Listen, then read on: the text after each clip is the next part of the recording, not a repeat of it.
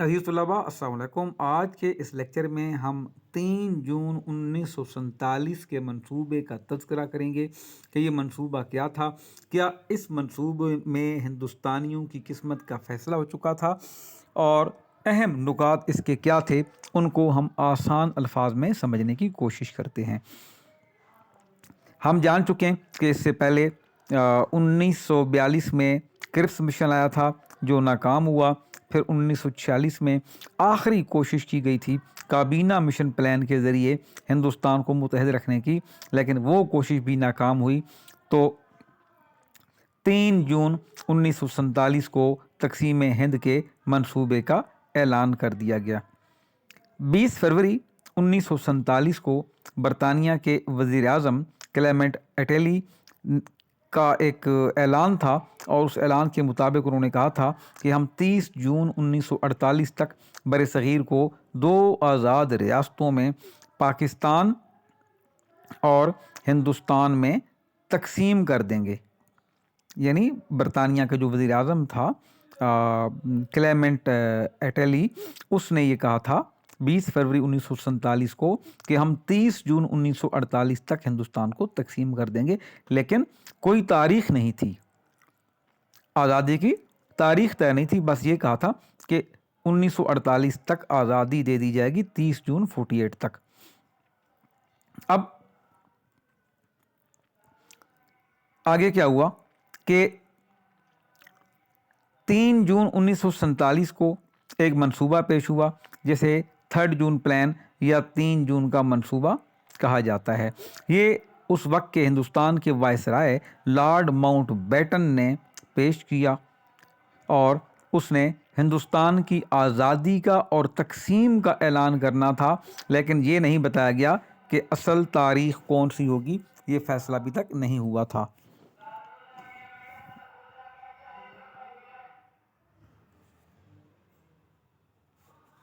इसके अलावा जो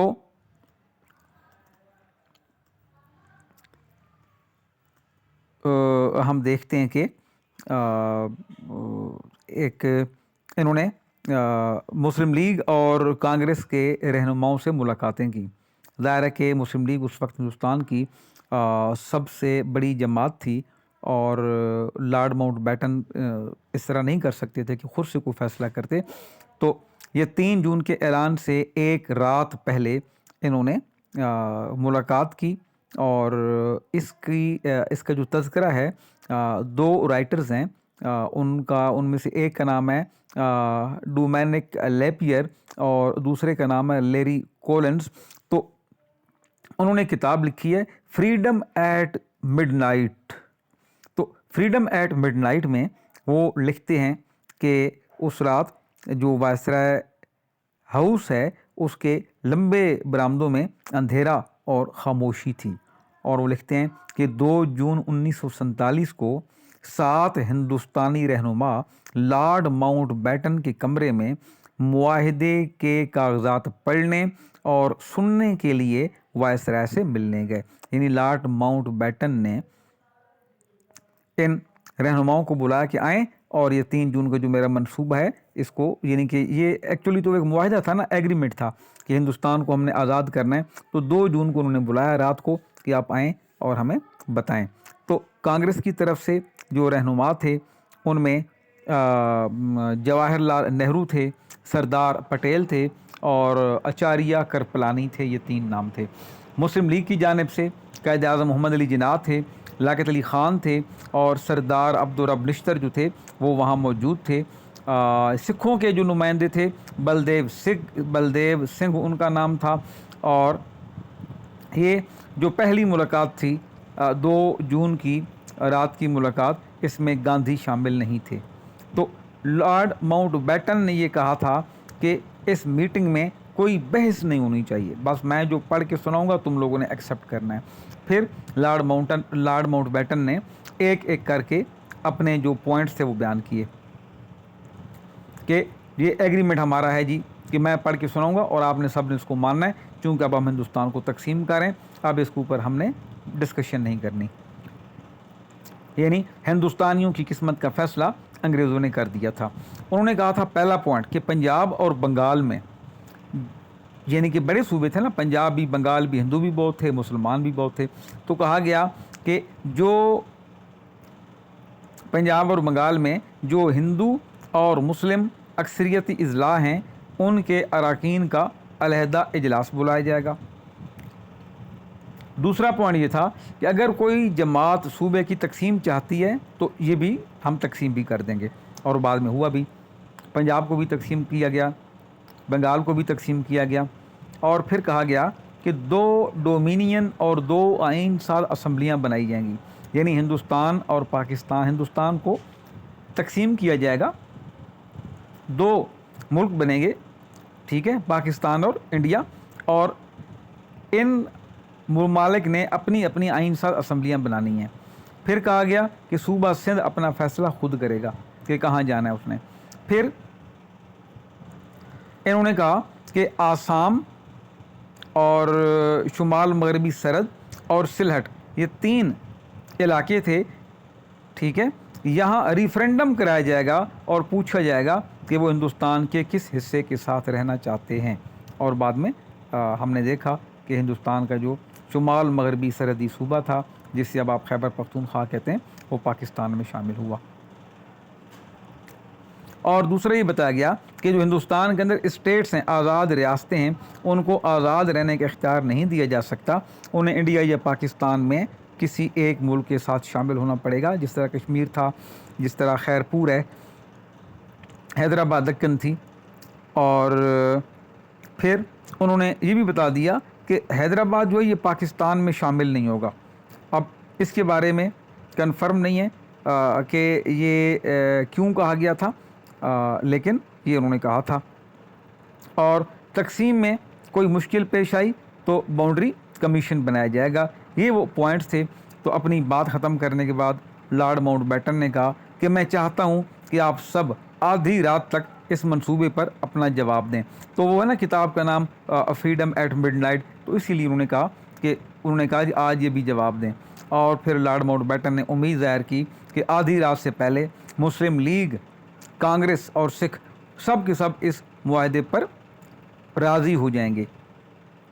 پھر دوسری میٹنگ ہوئی آدھی رات کو، تو گاندھی صاحب جو تھے وہ پہلی میٹنگ میں تو شرکت سے انہوں نے انکار کیا تھا، شامل نہیں ہوئے تھے، چونکہ وہ کانگریس کے کسی عہدے پر فائز نہیں تھے۔ لیکن دوسری میٹنگ میں وہ آئے، اور لارڈ ماؤنٹ بیٹن ان کا بڑا احترام کرتے تھے، ویسے بزرگ تھے، مسلمان بھی احترام ان کا کرتے تھے۔ تو آدھی رات والی میٹنگ میں اب گاندھی صاحب اس میں آئے، اور ماؤنٹ بیٹن کو ڈر یہ تھا کہ ایسا نہ ہو کہ گاندھی کو ایسی بات بول دیں کہ سارا پلان خراب ہو جائے اور دونوں کے درمیان کوئی دراڑ پڑ جائے۔ تو فریڈم ایٹ مڈ نائٹ کے جو رائٹرز ہیں لاپیئر اور کولنز، وہ یہ لکھتے ہیں کہ ماؤنٹ بیٹن اپنی کرسی سے اٹھے اور مہاتما گاندھی کے استقبال کے لیے تیزی سے آگے بڑھے تاکہ گلے ملے ان کا استقبال کریں اور گاندھی کو بہلائیں تاکہ چپ رہیں، لیکن اچانک وہ درمیان میں رک گئے۔ وجہ کیا تھی؟ گاندھی نے اپنے ہونٹوں پر انگلی رکھی اور انہیں ہاتھ سے اشارہ کیا کہ تم رک جاؤ۔ وائسرائے سمجھ گئے کہ آج گاندھی کا خاموشی کا روزہ ہے۔ کبھی کبھی گاندھی خاموشی کا روزہ بھی رکھتے تھے، چپ رہتے تھے، وہ اسلام میں بھی ہے نا کہ خاموش رہنا بھی عبادت ہے۔ تو انہوں نے کہا کہ میرا روزہ ہے، تو لارڈ ماؤنٹ بیٹن سمجھ گئے۔ اس کے بعد ماؤنٹ بیٹن نے پورے منصوبے کی وضاحت کی، اپنا منصوبہ انہوں نے بتایا۔ گاندھی نے ایک لفافہ لیا، کوئی پرانا لفافہ پکڑا اور اس کی بیک سائڈ پہ کچھ لکھنا شروع کر دیا۔ وہ لکھتے رہے اور کہتے ہیں کہ 5 پرانے لفافے جو تھے جن میں خط لکھا کرتے تھے وہ انہوں نے بھر ڈالے لکھ کے، اور لارڈ ماؤنٹ بیٹن نے پھر ان لفافوں کو اگلی نسلوں کے لیے محفوظ کیا، یعنی لارڈ ماؤنٹ بیٹن نے یہ جو چیزیں تھیں ان کو اپنی کتاب میں بعد میں لکھا۔ گاندھی نے لکھا کیا تھا؟ وہ لکھتے ہیں کہ مجھے افسوس ہے کہ میں بول نہیں سکتا، میں پیر کو خاموشی کا روزہ رکھتا ہوں، خاموشی کا عہد لیتے ہوئے میں نے اسے صرف 2 صورتوں میں توڑنے کی اجازت دی ہے۔ گاندھی کہتے ہیں کہ میں صرف 2 صورتوں میں توڑ سکتا ہوں، ایک جب کوئی بہت شدید مسئلہ ہو، ایمرجنسی ہو، اور دوسرے جب کسی بیمار کی دیکھ بھال کرنی ہو۔ تو میں جانتا ہوں کہ آپ نہیں چاہتے کہ آج میں اپنی خاموشی توڑوں، यानी कि गांधी को पता था, गांधी ने कहा कि मैं जानता हूँ कि आप को मेरा बोलना पसंद नहीं है या आज मुझे खामोश रखना चाहते हैं, तो मुझे एक दो बातों के बारे में कुछ कहना है, लेकिन आज नहीं कहूँगा, आज अपना प्लान कर लें, बाद में मैं गिला ज़रूर करूँगा। ये गांधी के अल्फाज थे। और उसके बाद गांधी साहब वहाँ से चले गए। अब जो क़ायद आज़म मोहम्मद अली जिन्ना थे,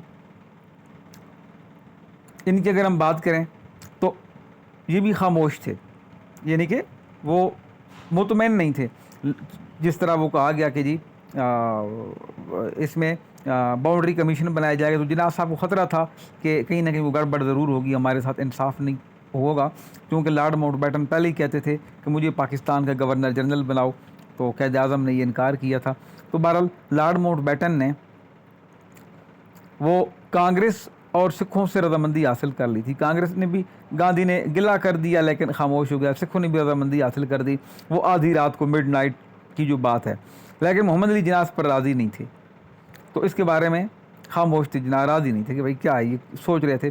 तो लॉर्ड माउंटबेटन ने कहा था, ये फ्रीडम एट मिडनाइट में लिखा है, लॉर्ड माउंटबेटन ने कहा कि इसके बाद मैं ये कहूँगा कि मेरी जिन्ना साहब के साथ कल रात बहुत दोस्ताना बातचीत हुई और हमने प्लान पर तबादला ख्याल किया, और जिन्ना साहब ने ज़ाती तौर पर मुझे यकीन दिलाया कि वो इस प्लान पर मुत्तफिक हैं। अब लॉर्ड माउंटबेटन ने ज़बरदस्ती जिन्ना को कहा कि भाई हर एक को बोल दूँगा कि जिन्ना साहब जो थे वो हमने डिस्कशन की, जिन्ना साहब मुतमईन थे।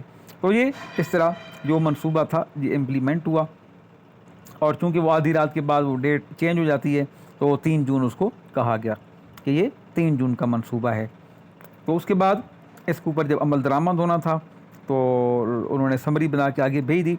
18 जुलाई 1947 को बरतानिया की पार्लियामेंट ने फिर बरसग़ीर की आज़ादी के लिए इसकी मंजूरी दी, जिसे कानून आज़ादी हिंद या इंडियन इंडिपेंडेंस एक्ट कहा जाता है। और इंडियन इंडिपेंडेंस एक्ट भी मैं आपको इसी वीडियो के साथ थोड़ा सा बता दूं कि कानून आज़ादी हिंद जो था वो 18 जुलाई को बरतानिया की पार्लियामेंट ने बरसग़ीर की आज़ादी के लिए इस मंसूबे की मंजूरी दी थी, और उसमें ये कहा गया था कि 14 अगस्त 1947 को हिंदुस्तान को तकसीम कर दिया जाएगा और आज़ाद भी कर दिया जाएगा। यानी कि ये पहले तो उन्होंने कहा था कि 30 जून 1948 तक का ये फ़ैसला था ना, जो वज़ीर आज़म अटेली ने कहा था फरवरी 1947 में कि हम 30 जून 1948 तक इसको आज़ाद करेंगे।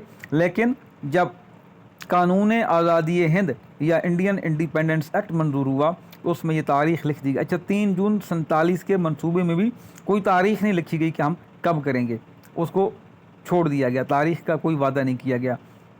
लेकिन लॉर्ड माउंटबेटन को जल्दी थी कि जब हमने हिंदुस्तान छोड़ना ही है तो हम साल बाद क्या छोड़ के जाएं, साल पहले छोड़ दो। तो लॉर्ड माउंटबेटन ने वो जल्दबाजी करवाई और ये समरी बना के भेजी। तो उस कानून आज़ादी हिंद की पहला पॉइंट था, ये था कि 14 और 15 अगस्त 1947 यानी 14 अगस्त और 15 अगस्त की दरमियानी रात हिंदुस्तान को आज़ाद कर दिया जाएगा। दूसरी पॉइंट क्या था कि दोनों हिंदुस्तान को आज़ादी देने के साथ साथ इसको तकसीम भी कर दिया जाएगा और दोनों रियासतें वजूद में आएंगी, एक पाकिस्तान और एक भारत।